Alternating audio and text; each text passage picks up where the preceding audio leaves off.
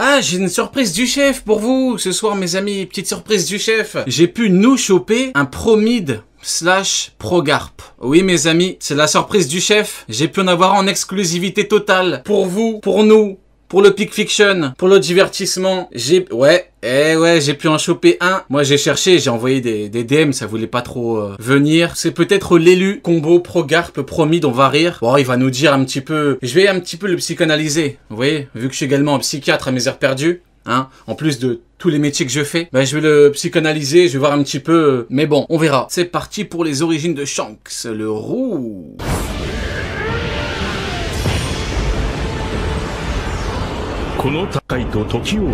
Vous voyez, Garp égale Roger, bah voilà, je le vois exactement comme Kaido contre Moria. Je le vois exactement de la même manière, c'est exactement la même chose. Voilà, il y en a un qui, après, est devenu un vulgaire Shishibukai, et un qui s'est imposé comme étant le roi des bêtes, la créature la plus forte au monde, voilà, l'un des plus grands goats. Voilà, c'est exactement comme ça que je le vois. Kaido Prime égale Moria, oui, c'est un pro Garp qui me l'a dit, oui, tout à fait.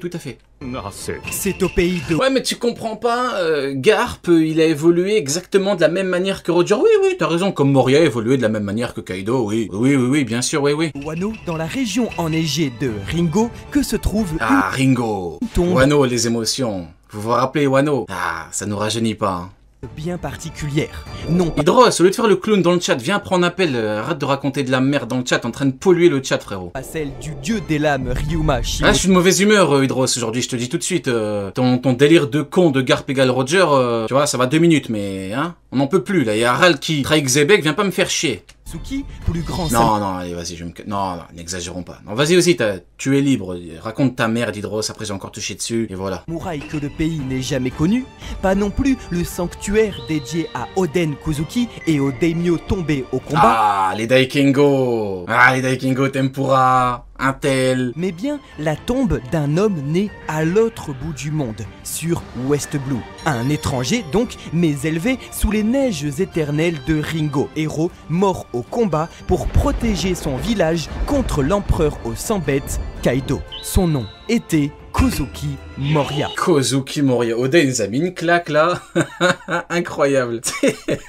La claque de fou. Totalement inattendue. Nous avons donc... D'ailleurs, on m'a dit qu'il y a un mec sur Reddit qui avait eu bon, il y a quelques années, il a dit que Moria était un Kozuki. Bien joué à lui, hein. Comme quoi il n'y a pas que de la merde dans ce genre de forum. Hein. Des fois, il y a des gens qui ont un truc bon, il faut le dire quand ça arrive. Hein. Après, malheureusement, les anglophones polluent ce genre de forum. C'est ça le problème. C'est qu'en fait, quand t'as 1000 posts, c'est de la merde, t'en as un qui te dit Moria, Kozuki, c'est crédible et tout, t'as même pas envie de l'écouter. Et là, le problème, c'est pour ça que, en temps normal, je n'invite pas tout le monde en live, vous voyez, parce que sinon, après, ça pollue trop. Mais bon, vu que je suis extrêmement bienveillant et que pour moi, la liberté d'expression est une valeur qui m'est chère, oui, et ben j'invite des promis, des pro-garp pour discuter avec moi.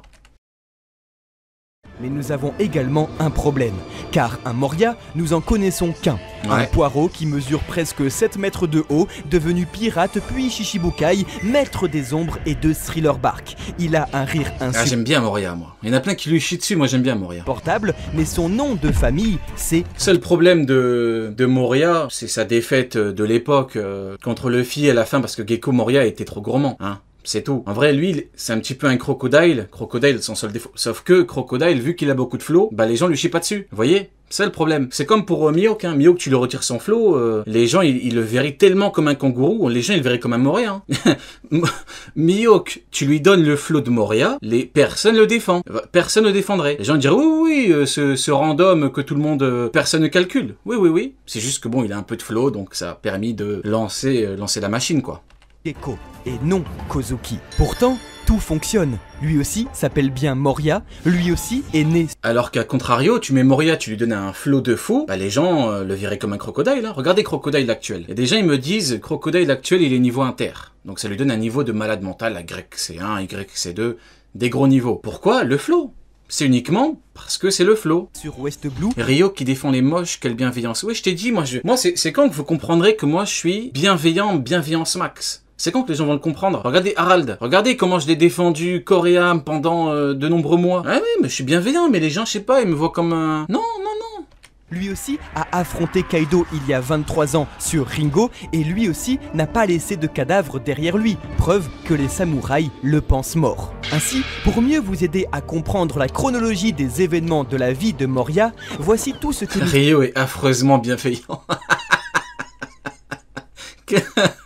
Affreusement. Ah, je suis mort. Carrément, si Mihawk a le flot de Moria entre leur barque, personne croit que c'est le rival de Shanks. Mais évidemment. Mais évidemment. En fait, t'as vu tout ce que moi je dis par rapport à Mihawk pour contrer je vais être bienveillant, les gens un peu bizarres, hein. C'est le terme le plus poli que je puisse utiliser en l'état actuel des choses. Tout ce que je dis, eh ben, ces mêmes personnes le répéteraient si Mihawk n'avait pas de flot. Oui. Savons sur lui. Après, je soupçonne quand même beaucoup de gens de faire semblant. Mais bon, je peux pas le prouver. Il y a... Je suis comme vous voyez le même là, le policier dans Dexter. Je suis comme lui, je peux pas le prouver. Ils font semblant mais je peux pas le prouver. 50 ans, il est né sur West Blue. Un jour, il serait donc arrivé au pays de Wano et aurait été... Il est en train d'enquêter sur la vie de Moria là, formidable. Élevé dans la région de Ringo. Ici, il apprend les coutumes du pays et plus particulièrement celles des Shimotsuki, souverains de la région dont leur illustre ancêtre Ryuma repose encore non loin avec son sabre Shusui devenu trésor national. Il y a environ 26 ans, il décide de quitter Wano pour devenir pirate avant l'arrivée de Kaido. Oh le méchant, oh la bête. Regardez comment il est effrayant. Effrayant. Eh ben...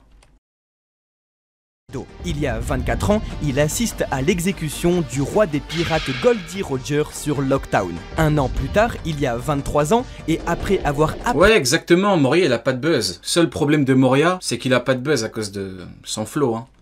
Moi, tu repars sur Prime et tout, je l'ai toujours défendu, hein. Ceux qui disaient qu'il puait la merde, non. Bon, déjà, il faut voir le contexte, les circonstances de sa défaite, déjà. Mais en vrai, c'est typiquement le genre de mec qui peut être cheaté, mais il a été trop gourmand, hein. C'est tout, hein. De Kaido, c'est comme, à contrario, tu prends Big Mom. Je me dis, Big Mom, si elle s'était retirée... Bon, imaginons que ce soit possible, hein. Imaginons qu'elle se retire 4 ans au lieu de 2 contre Kidelo. Elle est pas niveau roi des pirates. Elle se retire 10 ans, elle est niveau Xebec, hein. Mais bon, on va pas parler, hein, parce que les gens ils aiment pas trop, du coup les gens ils vont commencer à venir nous faire chier. Non, on vous emmerde en vrai. Au pays pour l'affronter et défendre son village, mais tout son équipage meurt. Il fuit sur West Blue en cachette avec le... Exactement, comme Queen. Exactement, Moria il est comme Queen. Ça fait partie des gens, pas des flots de fous furieux, du coup ça les voit comme des kangourous. Cadavre de Ryuma. Il y a environ 20 ans, il crée donc son nouvel équipage de pirates sur Thriller Bark avec comme commandant Absalom et adopte la petite Perona encore enfant. Il y a 12 ans, il rencontre le professeur Hogback et décide... C'est un putain de détraqué, Hogback. De créer avec lui son armée invincible de zombies pour ne plus jamais avoir à perdre de compagnons. Il y a 5 ans, il capture la... Garp égale Roger. De Moria égale Kaido. Brooke le fredonneur et la donne au cadavre de Ryuma qui reprend vie après 800 ans. Il y a 2 ans, l'équipage des Mugiwara arrive sur Thriller Bark et détruit tous ses plans. Il est sauvé par Absalom, puis fait la guerre de Marineford, mais le gouvernement mondial ordonne son exécution. Il est cependant une nouvelle fois sauvé par le GOAT. Ouais, incroyable, j'aime trop ce genre de petits trucs. Tu dis incroyable. Il est revenu sauver son patron, non. Il y a environ 30 jours, il a été capturé par l'empereur Barbe Noire sur l'île de la Ruche. Shiryu. Dans l'animé, quand Shiryu le plante, il fait... Ou quand il voit Shiryu, il fait Shiryu. Puis libéré par Perona lors de l'assaut des Swords. Aujourd'hui, nous n'avons plus aucune... Brofinki's Barbe Blanche. Nouvelle 2.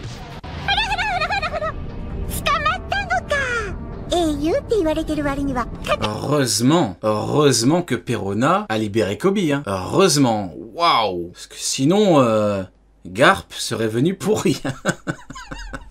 Heureusement. Comme quoi, c'est important d'avoir, des fois, d'être un petit peu aidé par des éléments externes très très importants. Important.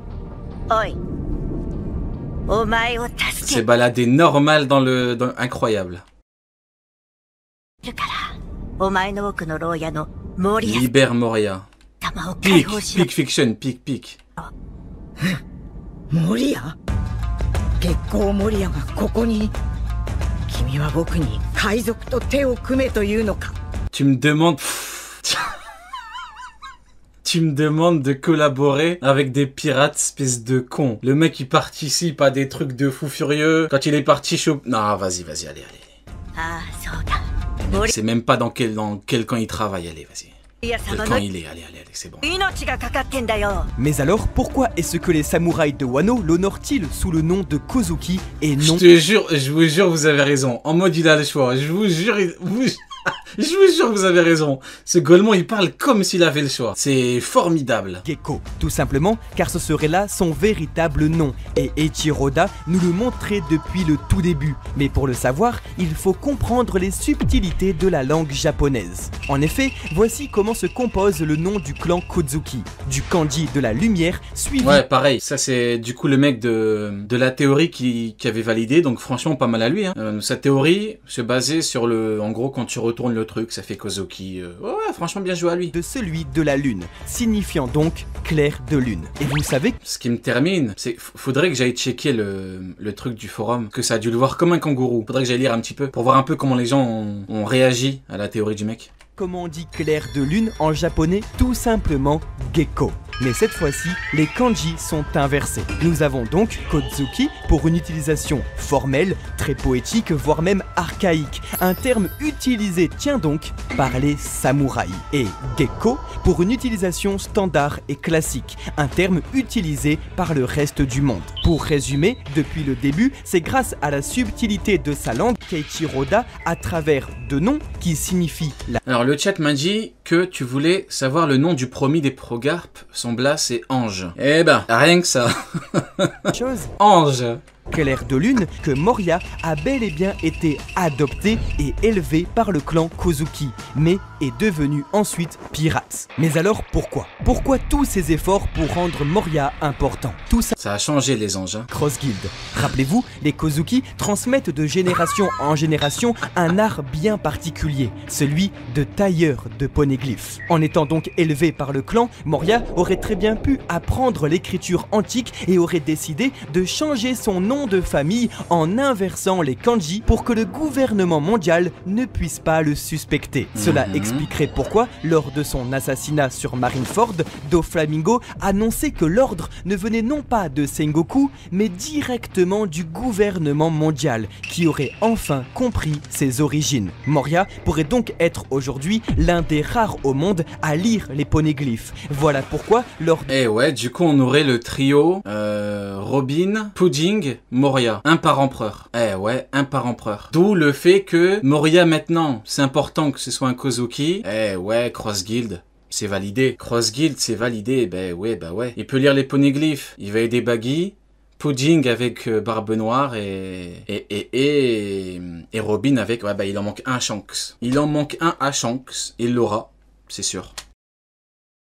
De sa visite sur la ruche, Barbe Noire ne voulait surtout pas le tuer, mais même l'invite à rejoindre son équipage. Le tout avant d'aller kidnapper Pudding, elle-même la petite cousine, capable de lire l'écriture antique en éveillant son troisième œil. Ainsi, vous l'avez compris, tout comme Nico Robin chez les Mugiwara, Kozuki... Du coup, il en manque que un pour le roux, enfin pour Shanks, cheveux rouges, mais qui Moria pourrait rejoindre la Cross Guild et permettre à... Voilà, c'est bon, c'est validé. Sur Cross Guild, sûr. Guy le clown, en déchiffrant les poneglyphes, d'accéder au One Piece.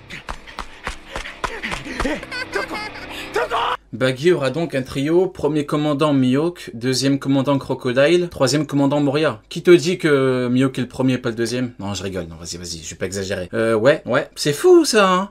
Toujours Mihawk squatte avec des Shichibukai. Il est toujours mis dans un groupe de Shichibukai. Quand il frappe Barbe Blanche, il dit la distance entre lui et nous. Quand Kaido il dit ils n'ont fait que battre quelques petits Shichibukai, il a pas dit or, en dehors de Mihawk le GOAT plus fort que Shanks. C'est bizarre, hein. C'est extrêmement bizarre. Moi je ne comprends pas. C'est tellement louche. Toko, Masaka omae, sono me o kutta no ka? あれほど食っちゃいかんと。ごめんなさ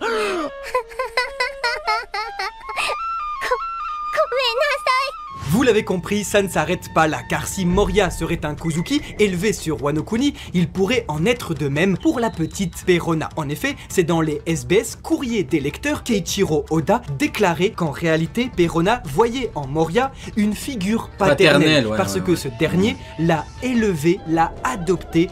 D'où le fait que, alors que Mihawk l'a nourri, logé, etc. pendant 2 ans, dès que dans le journal elle a vu Moria, elle est directement partie. Elle en a, bon, de un, c'est pas, en fait, c'est pas forcément qu'elle en a rien à foutre de Mihawk, mais bon, à côté t'as celui qui l'a élevé, donc voilà quoi. Ouais, comme quoi j'arrive à être sympa avec ce chien de Mihawk, hein. J'aurais pu l'allumer là, mais non, je préfère être, toute petite. Ça reste une merde, bien évidemment, mais bon. Je comprends le choix de Perona. Perona n'a que 25 ans, et on sait très bien que lorsqu'elle était petite, Moria était donc sur Wano Kuni il y a 23 ans contre Kaido. Donc est-ce que Perona ne viendrait pas de Wano Kuni, mais Rio le Juste. On m'appelle exactement, Rio le Juste, ouais, c'est moi, exactement. Élevée comme une gothique par Moria et aurait une sœur, Toko, élevée elle aussi par un autre homme, Yasue Shimotsuki. Tu t'assagis, ouais, c'est l'âge qui fait, hein. Je vais encore d'avoir des jumeaux là, ils sont nés avant-hier, donc c'est l'âge, que veux-tu, hein. C'est la sagesse, hein. Je ne suis plus jeune et fougueux, hein, comme à l'époque. Nous avons au final les mêmes cheveux roses, nous avons même les Rio le magnanime.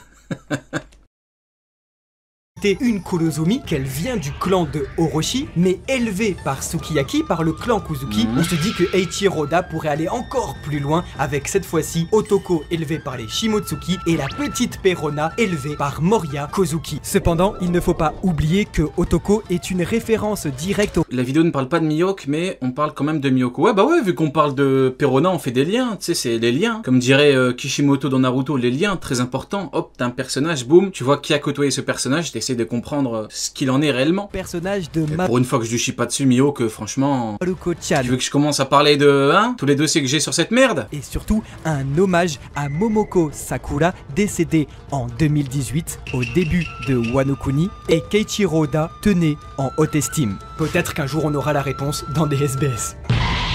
Ah! Les problèmes, les mecs. Les problèmes, on y est. Ça arrive.